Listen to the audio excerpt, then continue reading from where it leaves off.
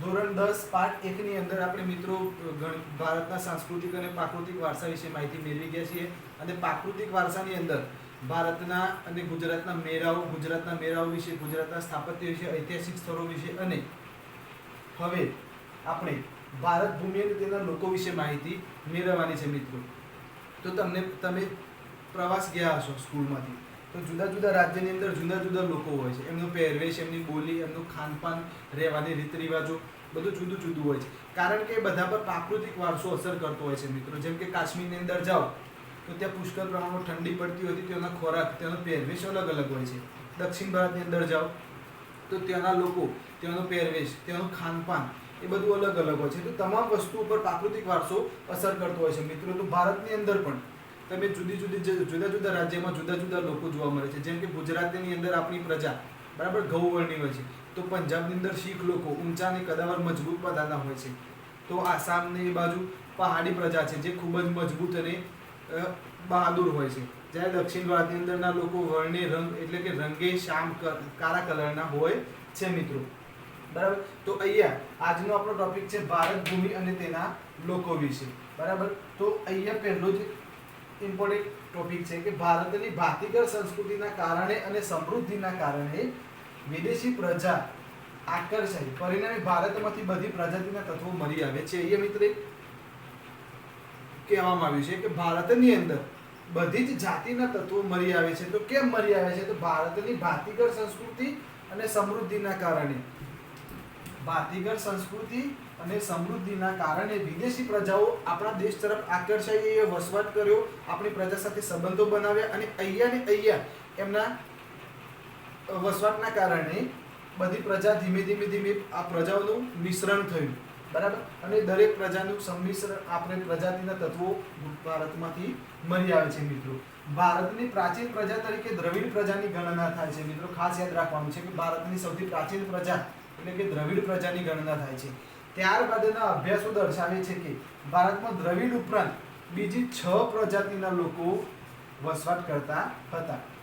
તો મિત્રો જે જાતિનો અભ્યાસ કરે છે એને નૃવંશ શાસ્ત્રીઓ કહેવામાં આવે છે. બરાબર. મનુષ્યની ઉત્પત્તિના આધારે કેટલી જાતિઓ, મનુષ્યના શારીરિક લક્ષણો અને વિવિધ જાતિઓના વિવિધ લક્ષણોનો અભ્યાસ કરતી જે શાખા છે એને નૃવંશ શાસ્ત્ર કહેવામાં આવે છે મિત્રો. તો ભારતની પ્રાચીન પ્રજા એક દ્રવિડ હતી. તો દ્રવિડ પ્રજાના અભ્યાસો એના બાદ અભ્યાસો થયા અને એ એવું દર્શાવે છે કે ભારતમાં દ્રવિડ પ્રજા ઉપરાંત બીજી 6 પ્રજાતિના લોકો વસવાટ કરતા હતા. તો આ કઈ 6 પ્રજાતિઓ હતી તે આપણે અહીંયા જોઈએ. તો આ 6 પ્રજાતિમાં 1 નિગ્રેટો, 2 ઓસ્ટ્રોલોઇડ, 3 દ્રવિડ, 4 મોંગોલોઇડ, 5મી અલ્પાઇન, ડિનારિક અને આર્મેનોઇડ. બરાબર. આ 3 જાતિઓ છે જેને અન્ય પ્રજાતિમાં સમાવેશ થાય છે. અને છઠ્ઠી છે આર્યો મિત્રો. આર્યો એટલે ભારતના મૂળ નિવાસીઓ કહેવામાં આવતા હોય છે મિત્રો. યાદ રાખજો. તો અહીંયા 6 પ્રજાતિની અંદર 1 નિગ્રેટો, 2 ઓસ્ટ્રોલોઇડ, 3 દ્રવિડ, 4 મોંગોલોઇડ, 5મી અલ્પાઇન, ડિનારિક, આર્મેનોઇડ અને છઠ્ઠી છે આર્યો. તો આપણે આ 6 પ્રજાતિને વન બાય વન આપણે ડિટેલમાં માહિતી મેળવીશું. તો પહેલી પ્રજાતિ છે નિગ્રેટો. બરાબર. જેને હબસી પ્રજા તરીકે પણ ઓળખવામાં આવે છે મિત્રો. હબસી પ્રજા એટલે કે નિગ્રેટો એટલે હબસી, બંને એક જ શબ્દો છે. તો નિગ્રો જાતિ ભારતની સૌથી પ્રાચીન નિવાસી છે. આ યાદ રાખજો મિત્રો કે ભારતની સૌથી પ્રાચીન નિવાસી જો કોઈ જાતિ હોય તો એ છે નિગ્રો. બરાબર. ભારતની સૌથી પ્રાચીન નિવાસી પ્રજા કઈ છે? તો આન્સર આવશે નિગ્રો. તો નિગ્રો લોકો આફ્રિકામાંથી બલુચિસ્તાનના રસ્તે ભારતમાં આવ્યા હતા તેવું માનવામાં આવે છે. તો નિગ્રો છે એ મૂળ આફ્રિકાની પ્રજા છે. નિગ્રો લોકો છે, નિગ્રેટો એટલે કે હબસી પ્રજા છે એ આફ્રિકાની પ્રજા છે અને એ લોકો આફ્રિકામાંથી બલુચિસ્તાનના માર્ગે ભારતમાં આવ્યા હતા. બરાબર. પહેલા દરિયાની અંદર કોઈ વાહન વ્યવહાર હતો નહીં, તો એ લોકો પગપાળા બલુચિસ્તાન થઈને, અફઘાનિસ્તાન થઈને, પાકિસ્તાન અને ભારતમાં એટલે કે સિંધ પ્રાંતમાં આવ્યા હતા એવું માનવામાં આવે છે. આ જે પ્રજા છે એમના શારીરિક લક્ષણો મિત્રો, આપણે અહીંયા જે 6 પ્રજાતિઓ છે એમના શારીરિક લક્ષણો, સાંસ્કૃતિક લક્ષણો, બરાબર, અને એમની આવડત, કલા કૌશલ્ય વિશે અને તેઓ ક્યાંથી આવ્યા હતા એ વિશે આપણે ટૂંકમાં માહિતી મેળવવાની છે. તો નિગ્રેટોની અંદર શારીરિક લક્ષણો કેવા હતા? તો રંગે શ્યામ હતા. નિગ્રો લોકો રંગે શ્યામ હતા. ઊંચાઈ 4 થી 5 ફૂટ હતી. ઊંચાઈ એમની હાઈટ 4 થી 5 ફૂટ અને વાળ જે હતા એ કર્લી એટલે કે વાંકડિયા વાળ હતા. તો તમારે નિગ્રોની અંદર એટલું યાદ રાખવાનું છે મિત્રો કે સૌ પ્રાચીન નિવાસી હતા, બરાબર. આફ્રિકાથી બલુચિસ્તાનના રસ્તે ભારતમાંથી આવ્યા હતા અને શારીરિક લક્ષણોમાં રંગે શ્યામ, 4 થી 5 ફૂટ ઊંચાઈ અને વાળ એમના વાંકડિયા હતા. અહીંયા પ્રશ્ન બને છે મિત્રો આ, બરાબર. એક્ઝામ બેઝ પ્રશ્ન છે કે નિગ્રો લોકો ક્યાંથી ભારતમાં આવ્યા હતા? તો આફ્રિકાથી બલુચિસ્તાનના રસ્તે થઈ ભારતમાં આવ્યા હતા. બીજો પ્રશ્ન એવો પણ પૂછાય તો થોડો ટ્વિસ્ટ કરીને પૂછે તો કે ભાઈ બલુચિસ્તાનના રસ્તે થઈ ભારતમાં કઈ પ્રજા આવી હતી? બલુચિસ્તાનના રસ્તે થઈ ભારતમાં કઈ પ્રજા આવી હતી? તો આપણને મિત્રો યાદ હોવું જોઈએ કે નિગ્રેટો યાની કે હબસી પ્રજા ભારતમાં બલુચિસ્તાનના રસ્તે થઈ આવી હતી, બરાબર. ત્યારબાદની આપણી પ્રજા છે ઓસ્ટ્રોલોઇડ, બરાબર. અને એટલે કે નિષાદ પ્રજા. મિત્રો અહીંયા નિગ્રેટો અને હબસી, ઓસ્ટ્રોલોઇડ અને નિષાદ આ તમારે યાદ રાખવું પડશે, નહીં તો નિગ્રેટો અને નિષાદ, હબસી અને ઓસ્ટ્રોલોઇડ એવું બધું મિક્સ થઈ જવાની સંભાવના રહેશે, બરાબર. તો ઓસ્ટ્રોલોઇડ પ્રજા એટલે કે નિષાદ પ્રજા, તો આ પ્રજા અગ્નિ એશિયામાંથી આવી હતી.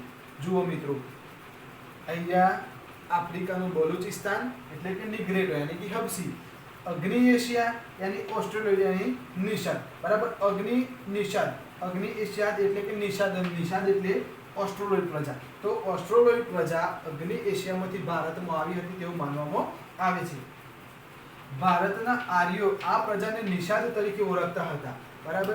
ભારતના આર્યો કઈ આ પ્રજાને નિષાદ પ્રજા માટે અહીંયા ઓસ્ટ્રોલોઇડ માટે કયો શબ્દ વપરાયો છે મિત્રો? નિષાદ. તો ભારતના જે રહેવાસીઓ હતા આર્યો, આર્યો તરીકે ઓળખાય છે. જેમને આર્યોએ ઓસ્ટ્રોલોઇડ પ્રજા માટે નિષાદ શબ્દ વાપર્યો હતો. આ યાદ રાખવાનું કે કઈ જાતિ માટે નિષાદ શબ્દ વપરાયો હતો અને કોને વાપર્યો હતો? તો ઓસ્ટ્રોલોઇડ જાતિ માટે નિષાદ શબ્દ વાપર્યો હતો અને ભારતના મૂળ આર્યોએ વાપર્યો હતો.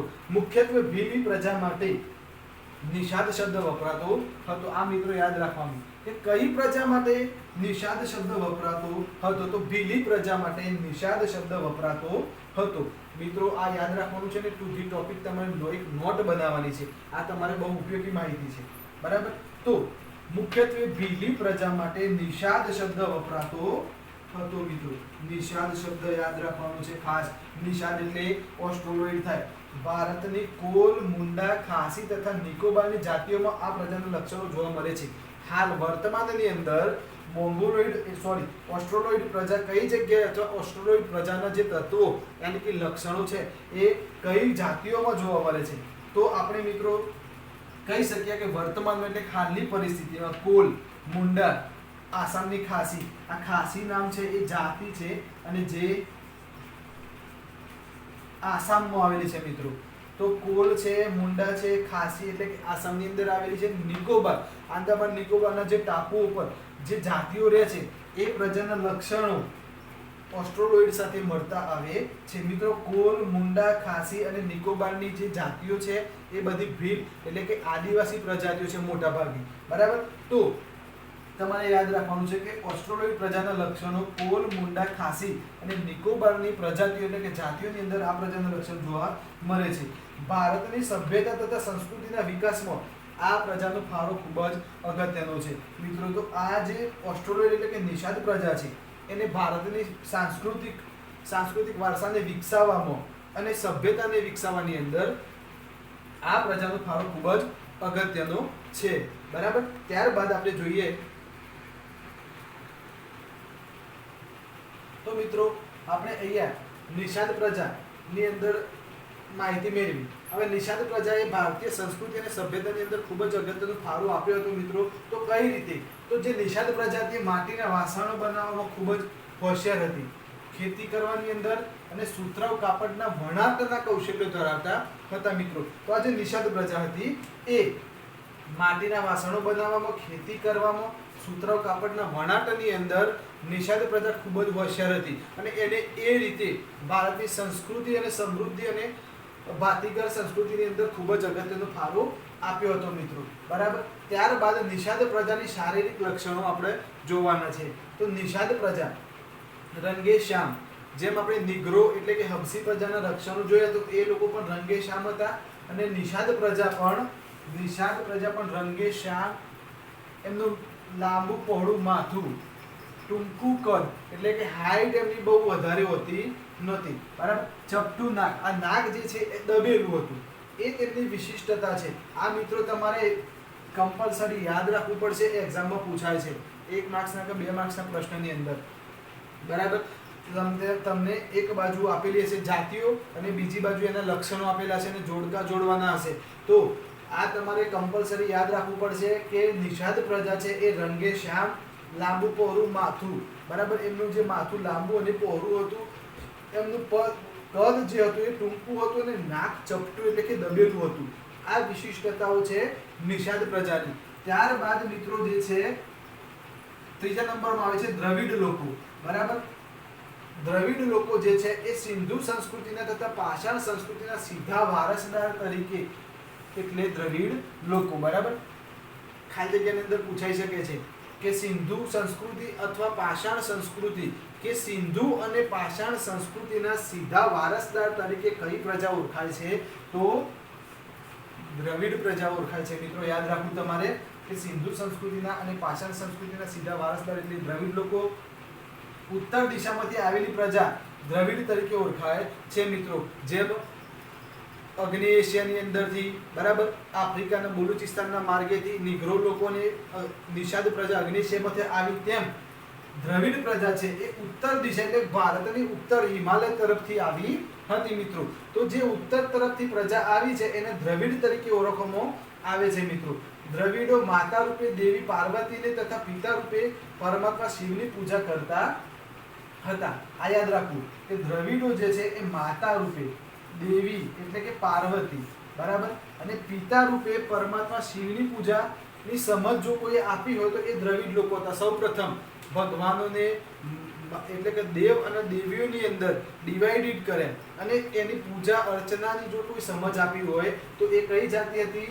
દ્રવિડ. પ્રશ્ન બને છે મિત્રો અહીંયાથી પણ કે પાર્વતી અને પરમાત્મા શિવની સમજ કઈ જાતિએ આપી? તો દ્રવિડ જાતિએ આપી હતી મિત્રો, યાદ રાખવું.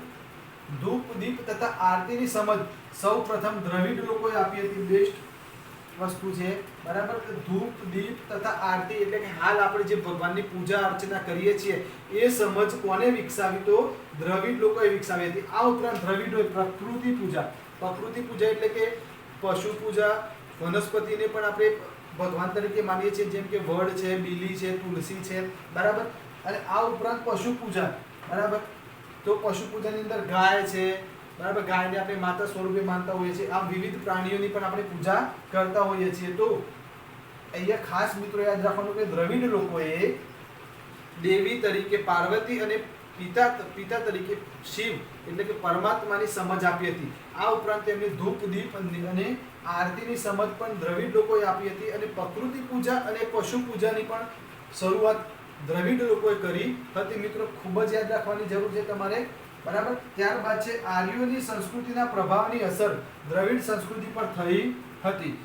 આર્યો એ વખતે ભારતની અંદર પ્રભાવશાળી પ્રજા હતી, બરાબર, અને એમની સંસ્કૃતિની અસર દ્રવિડ સંસ્કૃતિ ઉપર પણ થઈ હતી, બરાબર. મેં તમને કીધું તેમ જ્યારે જે જુદી જુદી જાતિના લોકો એક સાથે રહે ત્યારે એમના સંસ્કૃતિના તત્વો એકબીજામાં ભળી જતા હોય છે.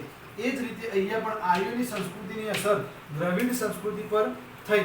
તેમને આર્યો સાથે આંતરજ્ઞાતીય લગ્ન સંબંધ હતા મિત્રો. આંતરજ્ઞાતીય એટલે એક જ્ઞાતિ, બે જુદી જુદી જ્ઞાતિઓના લોકો એક અંદર લગ્ન કરે એને આંતરજ્ઞાતીય લગ્ન કહેવાય છે મિત્રો, બરાબર. આંતરજ્ઞાતીય એટલે જુદી જુદી જ્ઞાતિય એકબીજા સાથે લગ્ન સંબંધ બાંધે છે એને આંતરજ્ઞાતીય લગ્ન કહેવાય. તો આર્યો સાથે દ્રવિડોએ લગ્ન સંબંધો બાંધ્યા હતા એટલે કે એ આર્ય આંતરજ્ઞાતીય લગ્નો થયા. દ્રવિડોમાં માતૃમૂલક પ્રથા પ્રચલિત છે મિત્રો. આ માતૃમૂલક પ્રથા છે એ આપણે અહીંયા આર્યોની અંદર બાળકના નામ પાછળ પિતાનું નામ આવે છે, જ્યારે દ્રવિડોની અંદર બાળકના નામ પાછળ માતાનું નામ આવતું, બરાબર. જેમ આપણે અહીંયા વારસદાર પિતા હોય તો એનો વારસદાર એમનો પુત્ર થાય, જ્યારે તેઓ માતા એની પુત્રીને પોતાનો વારસો આપતી હોય છે. એટલે કે માતાનું સ્થાન ખૂબ જ અગત્યનું હતું. તમે સાઉથના પિક્ચર જોશો, મૂવી જોશો તો એની અંદર પણ એક માતા બતાવી હશે જે આખા ઘરનું મેનેજ કરતી હોય છે. તો દ્રવિડોની અંદર માતૃમૂલક પ્રથા પ્રચલિત છે. દ્રવિડો વણવું, કાંતવું, રંગવું, હોડી તરાપા બનાવવામાં હોશિયાર હતા, એટલે કે પ્રવીણ હતા. ભાઈ કઈ દ્રવિડ પ્રજાના કૌશલ્યો કયા કયા હતા? તો વણવું બરાબર, એટલે કે વણાટ કરવું, કાપડનું વણાટ કરવું. કાંતવું એટલે રૂની અંદરથી કપાસમાંથી રૂ કાંતીને એના દોરા બનાવવા. રંગવું, કાપડ ઉપર રંગીન છાપ પાડવી. હોડી તરાપા બનાવવા. આ બધાની અંદર દ્રવિડો ખૂબ જ હોશિયાર હતા મિત્રો. આર્યોના પ્રભાવથી દ્રવિડો દક્ષિણ ભારતમાં સ્થાયી થયા. શરૂઆતની અંદર આર્યો ઉત્તર ભારતમાં હતા અને દ્રવિડો પણ અહીંયા જ હતા. પણ જેમ જેમ આર્ય સંસ્કૃતિ વધતી ગઈ એમ દ્રવિડો નીચે એટલે કે દક્ષિણ ભારતમાં ખસતા ગયા અને છેવટે તેઓ દક્ષિણ ભારતની અંદર સ્થિર થયા મિત્રો. તો આર્યો હાલ પણ છે અને એ દક્ષિણ ભારતની અંદર તામિલનાડુ, તિરુવનંતપુરમ ને બધી એ બાજુ નીચે ભારત છે ત્યાં દ્રવિડ લોકો સ્થાયી થયેલા છે.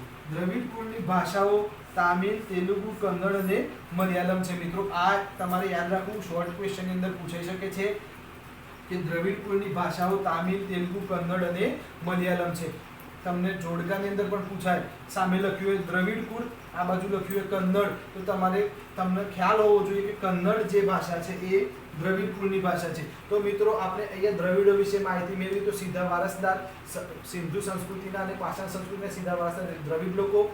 દેવીને પાર્વતી અને પરમાત્માને શિવની પૂજા અર્ચનાની સમજ કોઈ આપી હોય તો દ્રવિડ લોકોએ. પ્રકૃતિ પૂજા અને પશુ પૂજાની શરૂઆત પણ દ્રવિડોએ કરી.